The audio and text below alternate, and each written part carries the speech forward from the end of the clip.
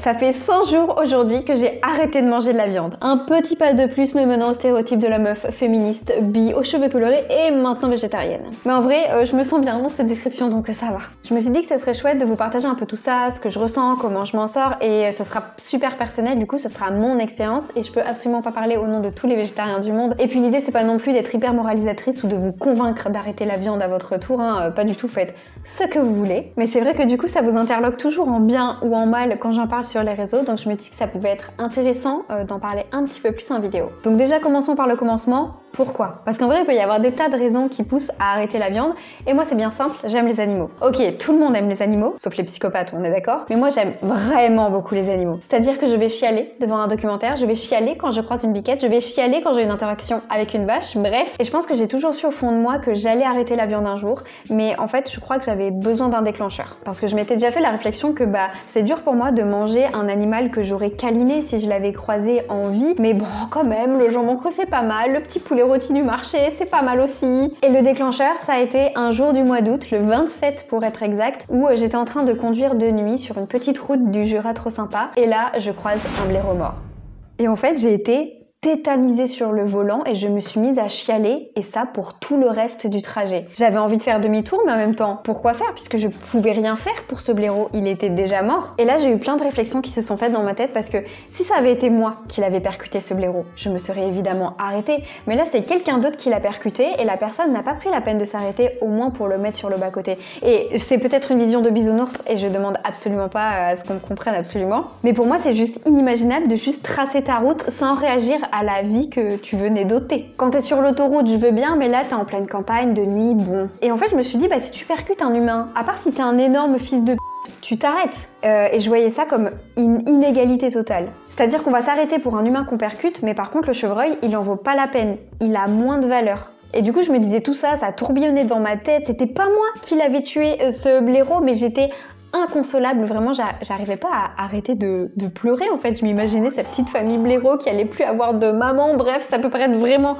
ridicule pour certains, mais ça me fendait littéralement le cœur. Et je pense pas que ce soit cet événement là de manière isolée qui m'a mise dans cet état, mais plutôt tout le cheminement qui s'est fait derrière, toutes les pensées que j'avais pu avoir avant, toute la violence envers les animaux dont j'avais été témoin, toutes les vidéos de LD114 dans les abattoirs aussi, on va pas se mytho. Et du coup après ça je me suis dit ok, c'est la dernière fois que j'ai mangé de la viande parce que je peux pas pleurer toutes les larmes de mon corps pour un blaireau et manger une vache derrière, mais ça c'était personnel. Et puis j'ai attendu quelques temps avant d'en parler sur les réseaux aussi pour voir si j'allais tenir bon, si ce régime me correspondait. Et une fois que j'en ai parlé, j'ai eu vraiment des tas et des tas de messages qui me disaient mais tu sais, tu n'es pas obligé d'arrêter complètement la viande, tu peux en manger moins, tu peux la sélectionner, vraiment de la bonne viande, et puis te faire plaisir de temps en temps. Et c'est vrai, je suis obligée de rien en soi, mais en fait, je mangeais déjà très peu de viande, à part du bœuf dans les steaks pour les burgers, ou dans une daube provençale quand je retournais chez mon papa. Du coup, arrêter la viande, c'était juste l'étape d'après. Et en fait ça devenait évident parce qu'au fur et à mesure je passais plus de temps à culpabiliser de l'animal mort et à l'imaginer en train de courir dans les prés et qu'on lui ôte la vie pour que je mange, qu'à prendre du plaisir à le manger. Même si le jambon ibérique ça se tapait le cul par terre. Du coup voilà le pourquoi du comment, c'est vraiment par amour des animaux, et après tant mieux si c'est un impact écologique puisque ça a un impact derrière sur les animaux parce que du coup la planète va un peu mieux et on va pas tous mourir, c'est plutôt cool. Mais sachez déjà que si vous faites des efforts, si vous mangez un peu moins de viande ou si vous la sélectionnez, c'est déjà énorme parce que le problème pour moi c'est pas tant qu'on mange de la viande, même si on pourrait s'en passer parce qu'on n'est pas carnivore, c'est que on a l'habitude d'en consommer tout le temps et surtout qu'elle soit disponible tout le temps. C'est-à-dire que le rayon de viande au supermarché il est toujours plein et pour qu'il soit toujours plein il faut produire en masse et pour produire en masse il faut être dans un élevage hyper intensif. Donc pour moi le problème ce serait pas les élevages, les abattoirs, c'est que on exploite l'animal jusqu'à la moelle. On veut toujours plus rapidement et pour pas trop cher parce que ça c'est un truc qui me sidère le plus depuis que j'essaie de végétaliser un maximum mon alimentation, c'est que souvent c'est plus cher de manger végétarien et c'est moins cher d'acheter un bout de viande. Et encore une fois on retombe sur cette question de valeur dont je parlais tout à l'heure avec ce blaireau mort pour lequel on va pas s'arrêter.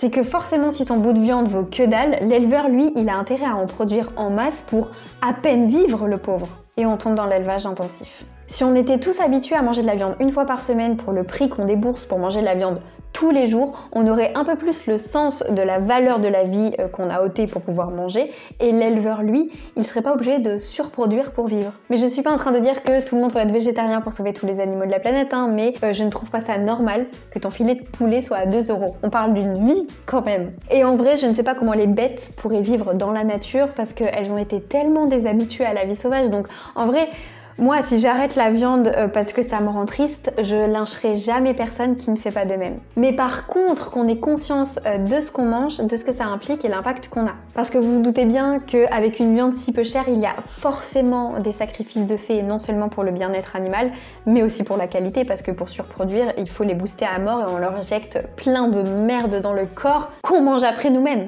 Et dans ce processus-là, il y a une vraie instrumentalisation de l'animal, où il devient juste un produit, plus du tout un être vivant, et il faut quand même le comprendre. Parce que je trouve qu'on consomme de tout, hein, au-delà de la nourriture, sans se poser de questions, sans se soucier d'où ça vient, et les animaux ne font pas exception. Bref, je m'égare un peu, mais c'est tout ce genre de réflexion qui m'a accompagnée avant que je passe le cap, et même encore maintenant quand j'ai affaire à des gens qui ne comprennent pas, ou quand je paye mes saucisses végétales 4 € les 4, alors que t'as le double de chipot pour le même prix. D'ailleurs, ça a été sujet à débat, ça aussi, dans mes DM quand j'ai parlé de bacon végétal, de lardons végétaux, de saucisses végétales, genre « Oh, faut arrêter d'appeler ça des saucisses, les saucisses c'est de la viande » ou « Pourquoi vous trouvez pas un autre nom ?» Mais en fait, c'est tellement plus pratique, on a été super habitués à manger de la viande sous 1000 formes. En fait, on garde le même nom pour retrouver la même forme dans le végétal. C'est-à-dire que quand tu transitionnes, c'est quand même vachement plus facile de chercher un steak végétal que un concassé de petits pois avec son émincé de soja, par exemple. Et je comprends vraiment pas que certains soient énervés, réellement énervés, que on appelle ça saucisse, steak, bacon, parce que ça change rien à leur vie. Et moi qui ai commencé il y a pas longtemps le végétarisme, je trouve ça super pratique de trouver des substituts quand ça fait 25 ans que tu manges des saucisses. Et puis il y en a d'autres qui ne comprennent pas du tout qu'on cherche le même goût que la viande dans le végétal, qui trouvent ça hyper hypocrite. Mais en fait, vous devez comprendre une chose. Il y a certains végétariens, véganes, qui vont être dégoûtés du goût de la viande, mais pour d'autres, et moi notamment, j'arrête pas de manger de la viande parce que j'aime pas ça. J'adore le bacon. Mais en fait, aujourd'hui, on a assez de technologie, on est assez performant pour retrouver les mêmes goûts sans tuer un animal. C'est quand même plutôt chouette, non ? Et puis ça permet aussi de transitionner plus facilement avant d'apprendre à cuisiner d'autres choses. Ouais, parce que ça aussi c'est un problème auquel je fais face, je dois tout réapprendre. Déjà que je ne cuisinais pas beaucoup, avoir des idées de plats sans viande, c'est pas toujours facile et je finis souvent par manger la même chose. Quand je sors au resto, ça va, je trouve souvent des alternatives, mais dans beaucoup de restos, en tout cas ici à Angers, je sens que je prends le seul plat végé de la carte et qu'il est là pour dire qu'il est là, quoi. On n'est pas sur un vrai plat gourmand et recherché. Et j'ai vraiment constaté la différence quand je suis allée à Vancouver et où là, j'avais absolument pas l'impression de me rabattre sur le seul truc végé de la carte. Il y avait vraiment des vrais bons trucs. J'ai fait un barbecue coréen et j'ai mangé plein de trucs dans un barbecue. Et là-bas, t'as toujours des alternatives végé ou vegan, mais comme ça quoi, c'est juste que dans ce plat-là, il s'avère qu'il n'y a pas de viande. Et pour le coup, je trouve qu'il y a un vrai train de retard sur ce sujet en France. La dernière fois, je parlais avec une personne d'origine indienne qui me disait que là-bas, ils ont plein de plats sans viande, mais pareil, juste parce qu'ils sont sans viande, pas parce qu'ils sont végétariens spécialement, et que ça lui manquait aussi en France d'avoir cette diversité de plats. Et d'ailleurs, je pense que les épices, ça fait beaucoup, et ça va être mes alliés maintenant. Et puis ça me fait penser aussi en termes d'impact sur la santé, j'y pense parce que j'ai pensé à épices quand on n'est pas habitué, les conséquences que ça peut avoir, et là changement de régime aussi ça peut avoir des conséquences. Mais là pour le coup, pas de différence, c'est-à-dire que je ne me sens pas par exemple fatiguée comme si j'étais en carence de fer parce que je mange plus de viande. Mais je ferai quand même un bilan sanguin parce que ça serait intéressant de voir si ça joue ou pas. Par contre, effet positif, je suis quelqu'un qui a tout le temps, mais tout le temps, mal au ventre. On le voit dans mon vlog que j'ai sorti il y a quelques mois où j'étais en journée shooting et entre chaque shooting, j'allais faire des pauses parce que j'étais pliée en deux de douleur. Et en fait, ça, c'est quelque chose de récurrent et tous les jours, je vais avoir un minimum mal au ventre. Et depuis que j'ai arrêté la viande, ça a vachement diminué, même voire certains jours complètement tranquille. Donc ça, je suis plutôt contente. Moi qui étais super habituée à avoir mal au ventre et que ce soit la norme en fait, là j'apprends à découvrir mon corps qui n'a pas mal. Mais pour reprendre ce que je disais avant, donc oui, de vraies difficultés à cuisiner, à avoir des idées de plats gourmands. Mais après en termes de manque, pas du tout. Enfin, je vais pas mytho, quand je vois le jambon cru sur la planche au bar, je ziote dessus, c'est clair. Mais je vais pas faire une fixette sur un filet de bœuf, par exemple. Ça m'est arrivé de passer devant des saucissons et de me dire « Ah, c'est bon ça quand même », mais en vrai, je passe très vite à autre chose et je continue mes courses. Mon mental est assez fort et ça m'étonne moi-même d'y arriver si facilement. Je pensais que j'allais craquer de temps en temps, me faire plaisir, mais pas du tout. Je tiens bon. Et j'ai même été surprise de constater que je pouvais être vraiment dégoûtée de certaines viandes et finalement que je comprenais pas l'excitation et le plaisir qu'on pouvait avoir à montrer l'animal mort avant en mode « Oh là là, ça va être trop bien, on va se régaler, regarde-moi cette belle pièce, oh là là, le sang qui sort, trop marrant ».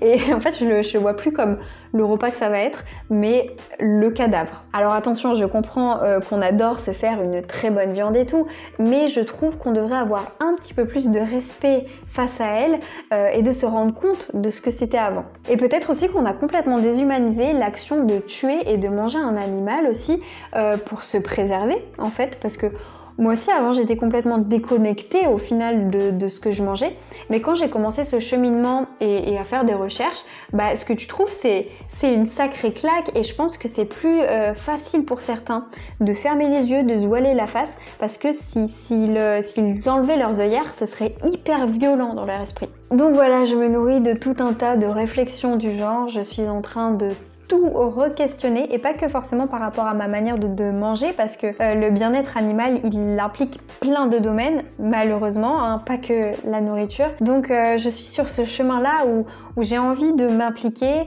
de changer à mon rythme aussi parce que personne n'est parfait. Et si je n'essaye pas de vous convaincre d'être végétarien ou vegan, je vous invite par contre vraiment à vous questionner et ça peu importe le domaine animal ou pas, parce que bien souvent on se contente de suivre le modèle qu'on nous a fourni à la naissance plutôt que d'essayer de comprendre notre environnement et de créer son propre modèle. Allez, ça devient un peu trop philosophique, je crois que c'est le signe qu'il faut s'arrêter là, sinon je vais partir dans des réflexions dans tous les sens. Mais par contre, ça m'intéresse vraiment d'avoir vos avis là-dessus, vos cheminements, vos réflexions et que vous mangez de la viande ou pas. Tout ça dans le respect évidemment, on ne le répétera jamais assez, mais je vous attends dans les commentaires pour échanger un peu plus. J'espère que ça vous aura plu, que je vous partage tout mon cheminement, mes pensées, mes ressentis par rapport à tout ça. J'espère surtout que ce n'était pas trop brouillon. Et puis dites-moi si vous aimeriez que je fasse des updates de temps en temps sur mon évolution. On se dit à la prochaine fois. En attendant, prenez soin de vous.